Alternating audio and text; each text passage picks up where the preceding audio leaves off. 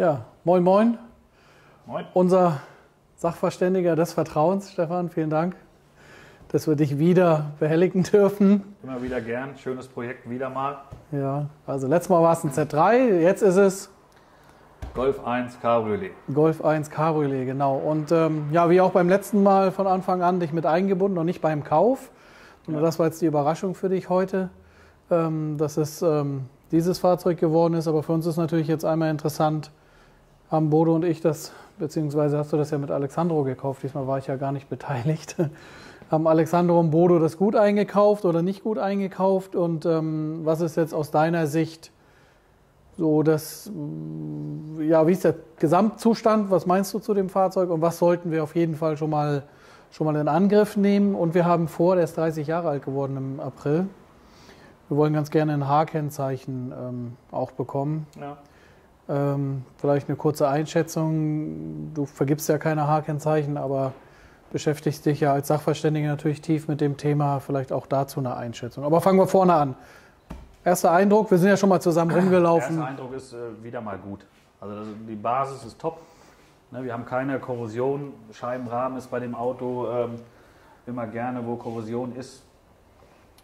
Der hat keine großen Dellen, außer an der Tür drüben. Kotflügelkanten sind sauber. Er ist unfallfrei. Das ist halt immer das A und O. Ja.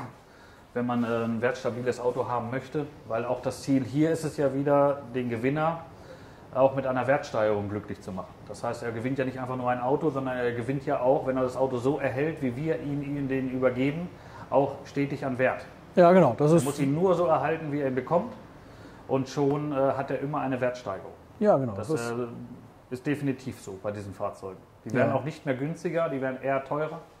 Das ist einfach so. ja. Dann sagtest du noch, diese Abdichtungen, die sind oftmals, die werden kürzer oder was? Durch die Hitze wird natürlich Kunststoff, zieht sich dann zusammen. Dann hat man hier eine offene Stelle, wo auch das Wasser reinkommt und so. Und diese Sachen habe ich mir alles schon angeguckt. Er ist auch vollständig, das ist auch immer wichtig. Ne? Es fehlen ja keine großen Teile. Und die Sachen, die hier umgebaut sind, das ist alles noch im grünen Rahmen und alles rückbaubar. Ne? Also Spiegelverstellknöpfe in Chrom, das war in den 90ern einfach mal so eine Zeit, da war das in. Ja, genau, das sind die Druckknöpfe hier, ne, von der Tür, die sind chrom. Der Schaltknauf ist chrom, die Spiegelverstellungen sind chrom. Der Tankdeckel ist, glaube ich, kein Golf 1, sagtest du, ne? Das ist ein Mitbewerber. Das ist ein schöner Opel Kadett Tankdeckel, würde ich sagen. So als Laie. Gehört hier nicht dran, aber besser als gar kein. Ich vermute, dass die hier mal einen DTM-Tankdeckel drin hatten. Das wurde oft nachgerüstet. Dann kommt hier eine Chromblende rein und dann kommt hier ein Tankdeckel rein, der die Optik von dem Okay, deshalb ist das dann hier ein bisschen Deswegen auch sind die so Kruste ist noch da. ein bisschen angegangen, ja. So, da ich aber Sascha Hehn Edition, ja, das ist ein bisschen gelogen. gab's das? Nein. Nein. Wir sind auch von Sascha Hehn Edition weit weg. Ja, ganz Wer kurz. die Schwarzwaldklinik kennt, Ja, genau. und das kann man auch immer noch googeln, der weiß, dass das Auto, so wie Wir werden, hier steht, so ja, nicht. wir werden den Link reinmachen, weil wir nicht genau wissen, ob wir das ins Video mit einbauen dürfen. Es gibt ein ganz amüsantes Video, wo Sascha Hehn diverse Einstiegspraktiken an dem Fahrzeug macht. Einen Link dürfen wir mit Sicherheit unten in die Beschreibung reinmachen.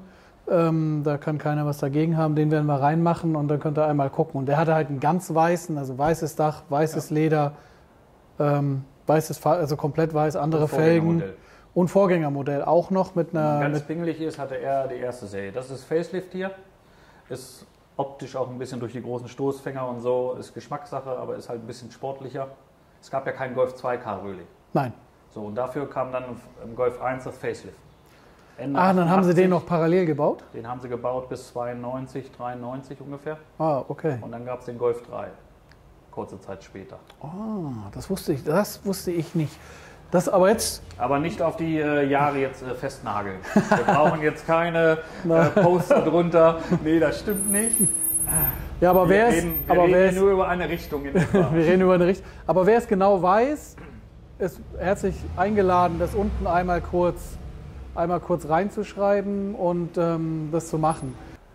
Wenn es jemand genau weiß, dann ist er herzlich eingeladen, das unten in die Kommentare reinzuschreiben. Wir verteilen das dann auch auf den anderen Social Medias, damit es eben dann weiß jeder, Ja. wie genau die Zeiten sind. Da waren wir jetzt auch nicht drauf vorbereitet, sondern das ist ja alles so Genau, das ist ja gerade wieder ein bisschen spontan. spontan, genau. Ja, also erstmal sagst du, es ist in Ordnung, unfallfrei. Da gibt es so ein paar Indizien wie diese Aufkleber hier und so Schraubenverschiebungen etc., wo man das sieht. Ne? Und halt Lackdicken wieder, ne? Kann man ja auch alles messen. Lackdicken. Ob da schon mal irgendwie großartig was gespachtelt wurde oder nicht. Das haben wir jetzt hier nicht festgestellt.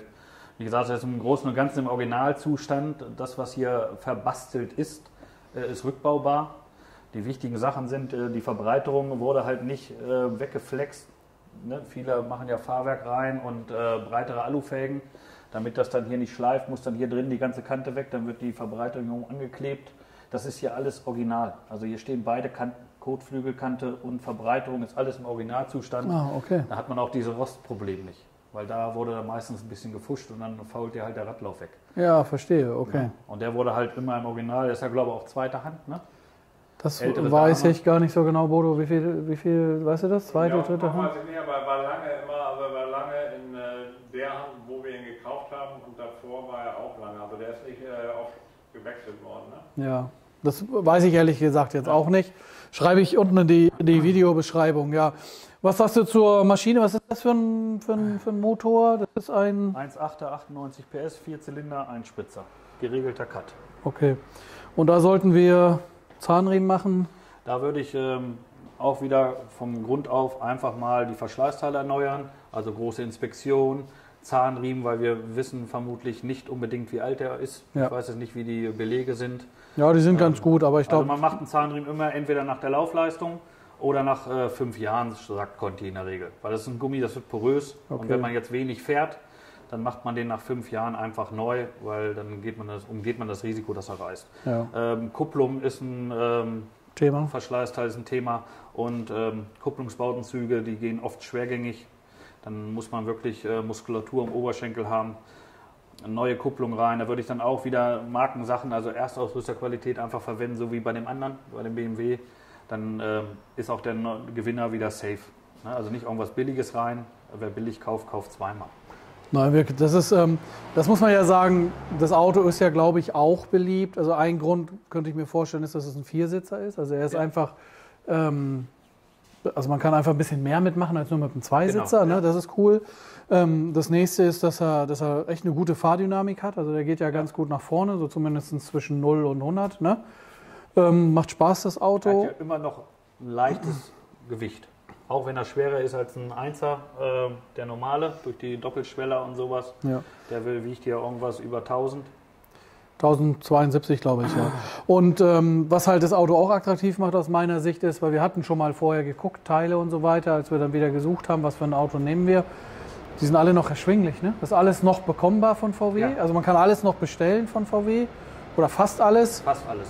So muss man eigentlich sagen, also weitestgehend kann man alle Teile noch bekommen in Original und eigentlich zu moderaten Preisen. Also das ist, also wir haben bei dem BMW mehr ausgegeben. Und du kannst selber reparieren. Ja, ist Platz, ne? Und das ist relativ einfache Ja. Technik. Also das ich ist kann es, wirklich noch ein ich Auto, wo kann man es selber nicht, mal- ne?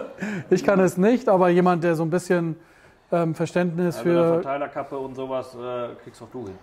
Das ist kein Hexenwerk. Ne? ja, Aber da gibt es halt verbautere heutzutage. Heutzutage ist das extrem. die Fahrzeuge, ja, das Ja, ich verstehe. Also heute ja. ist das hier schon schwieriger. Hier kannst du wirklich nochmal, du weißt auch, wo die Bremsflüssigkeit ist, du weißt, wo dein Servolenkungsbehälter ist. Das ist halt auch gut, ne? Der ist mit Servolenkung. Es Ja. gab ja welche mit und ohne. Mit Servolenkung ist es natürlich mal ein bisschen schöner zu fahren. Dann ist es im Ende, es wird nicht die Originalbereifung sein. Ich gehe davon aus, dass der 14 Zoll drauf hatte. Jetzt haben die halt auf Classic Line 15 Zoll, was ich aber auch nicht hässlich finde. Ich finde die Felge auch schön. Ist auch eine relativ seltene Felge.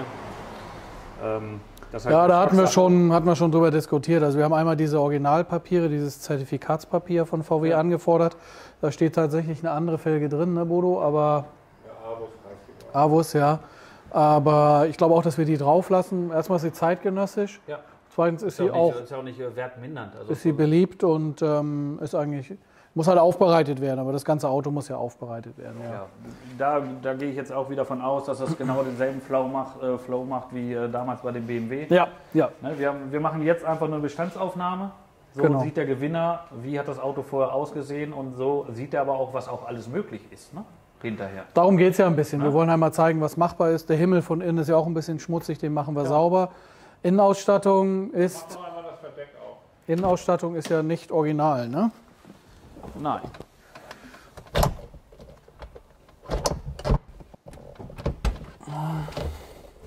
Ja, einmal runterziehen, So, ne? dann nach hinten.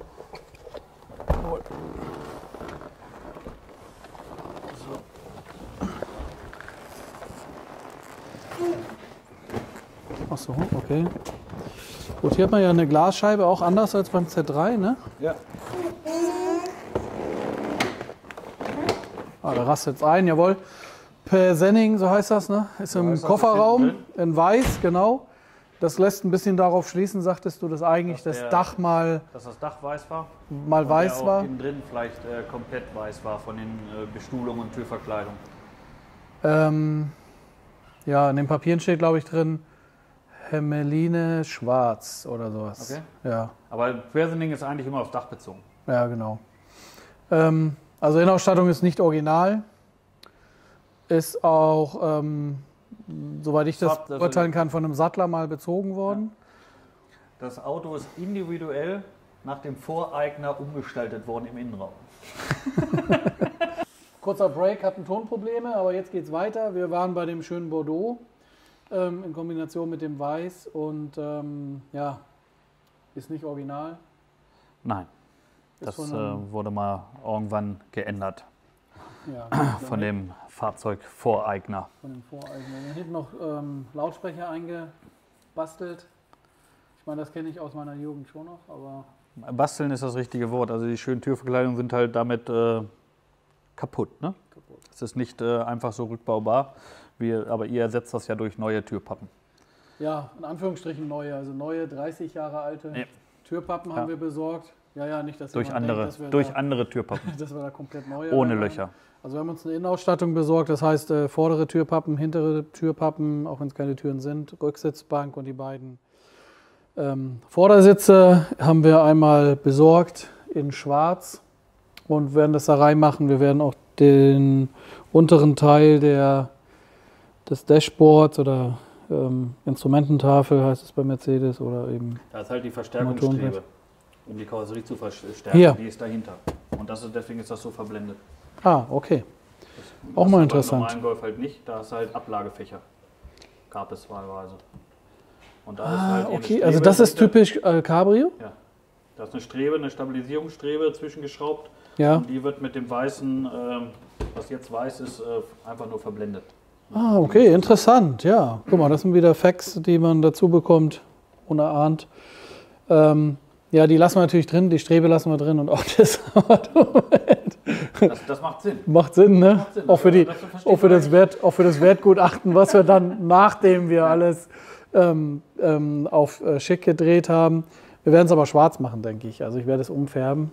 Dafür werden wir es vielleicht einmal rausnehmen. Ich weiß nicht, wie kompliziert das ist, das werden wir sehen. Ja, der Träger bleibt ja drin, es wird nur die Blende Ja, abgeschraubt. genau, wir werden die Blende werden wir wahrscheinlich einmal rausholen, dann machen wir die schwarz und dann hier die Konsole wieder schicken, schwarz. die schicken VDO-Anzeigen hier, die nicht angeschlossen sind, die werden wir wahrscheinlich auch rausnehmen, weil die waren da nicht drin. Ne? Weißt du, was war da drin vorher? Weißt du das? Einfach nur. Echt nur eine Blendstoff. Blende? Ja, da gibt es so Kunststoffteller für, die werden da reingedrückt. Die sind da normalerweise drin. Also Okay. mir ist nicht bekannt, dass ab Werk da Zusatzinstrumente verbaut waren. Es war nur vorgesehen. Aber es war auch kein Fach oder irgendwas vielleicht? Nein. Oder so? Echt nur Blenden, ne? Ist ja auch langweilig, ne? Ja, damit man die Zusatzinstrumente halt reinbauen konnte. Ne? Die gab es ja schon immer zu kaufen. Ach so, als Nachrüstsatz. Ne? Das war Wassertemperatur, Strom und Öltemperatur. Ja, aber wenn, dann muss man es anschließen, ne? Oder meinst du, Das, macht es Sinn, sowas das anzuschließen? Also, ist das aufwendig oder? Ich finde es ohne schöner. Bodo Ich find nickt den auch. innen Ihr könnt ihn ja nicht hinter der Kamera sehen, aber Bodo nickt auch. Ich würde den innen drin wieder so weit wie möglich auf Original bringen. Ja. Lenkrad tauschen, Ja, das kommt auch weg. die Chromteile raus. Alpin Radio raus. Da kann man jetzt drüber streiten, ob man das jetzt mag oder nicht. Ist halt Ja. auch vom Baujahr her müsste das Radio passen. Aber ein Radio Beta oder ein Gamma oder sowas ist natürlich dann wieder, so wurde es ausgeliefert. Ne? Ja, wir sind schon am gucken. Also wir gucken schon, ob wir irgendwie das, also Originalradio müsste ich nochmal gucken, was das. Beta war das. Ein Beta war da drin, ja genau. Also so eins suchen wir, wenn jemand sowas noch rumliegen hat und gar nicht weiß, was er damit machen soll, dann lars@colorlock.com, ne? Dann können wir uns darüber auch hier einmal unterhalten, gerne. Ja.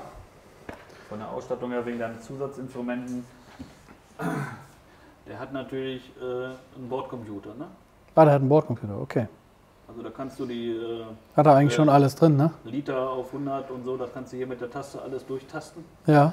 Ne, das haben auch nicht alle, aber der hat das. Und da ist, meine ich, auch Öltemperatur. Okay. Keine Brille auf, ich kann es nicht lesen. Doch, sieht's. Ja, hat er. Öltemperatur Ja, hat er, also ja. die wichtigen Sachen kannst du da abfragen. Und dann braucht man sie eigentlich auch nicht. Okay, verstehe. braucht man sie eigentlich. Dann macht das Sinn, das auch wieder original zu machen. Okay. H-Kennzeichen. Ich weiß, du vergibst ja jetzt keine H-Kennzeichen, aber du bist trotzdem ja im Thema, beschäftigst dich immer Das wieder Auto muss damit. halt, zeittypisch dastehen. Das Also heißt, er dürfte, theoretisch würde er mit dem Lenkrad ein H-Kennzeichen kriegen. Er könnte, so wie er ist, ein H-Kennzeichen kriegen, Alles, was gegebenenfalls. zeittypisch bis zu 10 Jahren ist, Ja. kriegst du in der Regel ein H-Kennzeichen. Du darfst nur nicht einen Motor reinbauen, den es erst 15 Jahre später gab. Dann, Oder eine Felge, die. Oder eine Felge, die es damals gar nicht gab. Das geht natürlich nicht. Weil wir wollen ja, also das H-Kennzeichen ist ja die Erhaltung von Kulturgut und das wird ja auch vergünstigt. Das heißt, sobald dieses Auto ein H hat, kostet der 191,70 Euro pauschal im Jahr Steuer Ja. und die Versicherung wird extrem günstig. Das heißt, die Autos gehen irgendwo bei einer Versicherung irgendwie mit 60 Euro im Jahr Haftpflicht los. Ja. Und wenn du so ein Auto Vollkasko versicherst, kommt immer auf die Versicherung an, liegst du irgendwo bei 250 Vollkasko. Ja, super. Ne, weil du fährst ja auch nicht viel mit. Du musst. Nein, das die ist ja. unterstellen dir ja, dass du mit dem H-Kennzeichen nicht unnötig oder mit dem Auto nicht den normalen Alltagsgeschehen nachgehst, sondern Ja. nur rausholst in die Sonne und dadurch hast du die Vergünstigung. Ja. Wobei man sagen muss, dass er, wenn wir damit mal fertig sind, ist er alltagstauglich, ne? Du darfst mit dem H-Kennzeichen jeden Tag fahren. Ja, nee, er wäre es auch. Also ich meine vom Fahrzeugtyp. Es gibt ja auch Autos, die sehr schön sind, die auch also ein H-Kennzeichen verdient haben, weil sie, Kannst du aber nicht gebrauchen, um damit normal zu fahren. Aber- Und hier, du kannst mit 4 Leuten fahren, du hast noch einen relativ vernünftigen Kofferraum.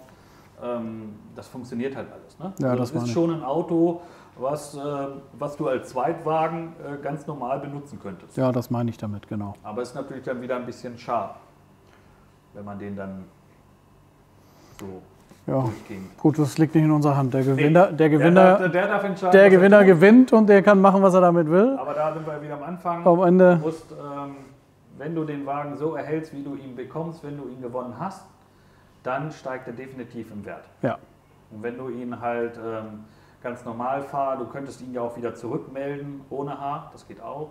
Ne? Das ist ja jedem selbst überlassen. Aber ich würde den halt mit dem H fahren. Und du kannst sogar H mit Saison mittlerweile fahren. das gibt's auch. Den würde ich ja niemals mehr im Winter fahren. Und dann machst du ein H-Kennzeichen drauf und machst dann nochmal, 6 Monate Saison hinten. Dann zahlst du natürlich nur die Hälfte von der Steuer Ja. und Versicherung. Das ist auch Ja. nochmal. Weil wie gesagt, im Winter fährt man das eigentlich. Und dann, wie man so Lachs sagt, frisst er kein Brot und dann Ja. kann man einfach das als Wertanlage, ich meine, gewonnen 0 Euro. Und dann noch günstig im Unterhalt. Noch günstig im Kannst du Unterhalt. Ein schickes Auto eigentlich nicht. Besser geht's gar nicht, ne? Geht's nicht. Nein, genau. So, genug Aufforderungen bei dem Gewinnspiel mitzumachen. Das Gewinnspiel läuft ja immer so ab, dass man ab einem gewissen Zeitraum, das werden wir nochmal veröffentlichen, bei jedem Kauf im Online-Shop eben dann seine Einwilligung geben kann, dass man mitmachen möchte und dann erstmal mit im Pott. Die Ziehung machen wir wieder live und den Gewinner besuchen wir auch live. Also das muss euch bewusst sein, wenn ihr mitspielt und ihr gewinnt, dann stehen Bodo und ich bei euch mit Kamera vor der Haustür an dem Tag und wir wollen euch dann möglichst in Jogginghose und Mickey Maus Strümpfen erwischen. Ne? Vielen, vielen Dank. So für den erste Einschätzung. Wir haben eine schöne To-Do-Liste bekommen, eine Einkaufsliste, auch was wir so an Produkten, also an Teilen und so weiter brauchen, alle Flüssigkeiten und was wir schon so gesagt haben. Und dann kümmern wir uns hier drum und wenn wir damit durch sind, würde ich mich sehr freuen, wenn wir uns wiedersehen zu einem Wertgutachten. Ich gerade wieder hier geguckt habe. Ja, Das Auto hat eine Edelstahl-Sportabgasanlage drunter. ja, Mit das stimmt. Fächerkrümmer. Mit Fächerkrümmer. Die ich verguckt habe. Ja, Die zum Beispiel würde ich drunter lassen. ja lassen Also wir auch. erstmal hört er sich ein bisschen kerniger an. Ne, es ist nicht ohrenbetäubend, aber es ist halt ein schöner, dumpfer Klang. Ja. Er klingt einfach ein bisschen größer, als er ist. Ja, Und ich weiß jetzt, wir haben ja nicht geguckt, was es für ein Hersteller ist. In der Regel in der Kombi hast du auch eine gewisse kleine Leistungssteigerung. Ne, das ist also 1, 2 PS kann so eine komplette Abgasanlage durchaus mal rausholen. Das muss auch nicht eingetragen werden, weil du dann in den prozentualen Wert noch liegst, dass das legalisiert ist. Die würde ich nicht drunter wegbauen und die gegen Original ersetzen. Das würde ich einfach so lassen. Und das ist normalerweise auch haarfähig. Und die anderen technischen Sachen, also Bremsen und Bremsschläuche und Antriebswellenmanschetten und sowas, das wird ja alles mit dem Motor alles wieder gemacht, wie bei dem anderen auch. genau. Ja, also das Ding wird technisch und optisch auf Vordermann gebracht.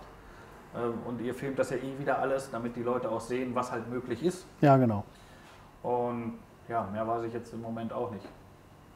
Nein, das ist es. Danke, dass du mal auf den Auspuff eingegangen bist. Wir hatten im Vorwege ja schon drüber gesprochen und waren uns eigentlich ziemlich schnell einig. Einfach auch, weil er wertig ist. Ne? Also Das ist mein Empfinden. Ja, das Empfinden haben wir auch so empfunden.